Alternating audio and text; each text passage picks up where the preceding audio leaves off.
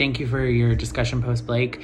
It was interesting to see the data posed about the second most common one within Virginia being dual relationships. I thought that was something that I came across too within my post, was seeing something about dual relationships. It was pretty shocking to see and to hear kind of the details of what happened with the situation. So in this case, the person had their license suspended.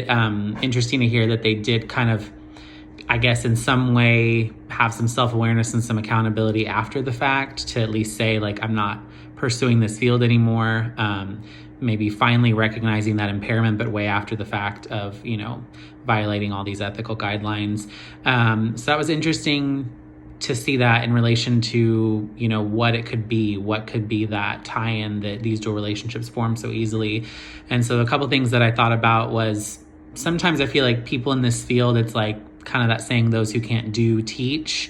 I feel like sometimes those that can't heal and grow on their own devote their time to helping others do that, but they are not having that self-care and that self-awareness for themselves to be in healthy relationships and to be,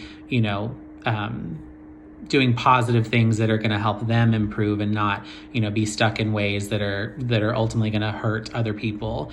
And so listed within the Professional Ethics and Value-Based Conflicts by Francis and Duggar, 2014, they talk about some of the big things about respecting the dignity and promoting the welfare of the clients being of utmost importance, and not having your values, attitudes, behaviors impose onto the values of a client. So to know that somebody is having these issues like sexual addiction and imposing that onto their client, and sometimes thinking about like people, it seems like, are drawn to vulnerability. There's a certain subset of people that I feel like that is something that intrigues them. And unfortunately, if someone gets into this helping field for all those wrong reasons, I feel like that would be, something that may correlate to these dual relationships possibly forming and putting these people at more risk of that developing.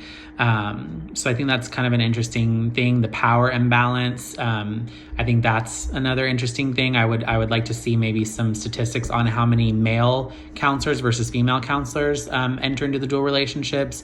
In my, what I've read so far and in what I've had happen within my own experience working in mental health the last several years, I would say that the power imbalance feels like it's more common with a male counselor dynamic.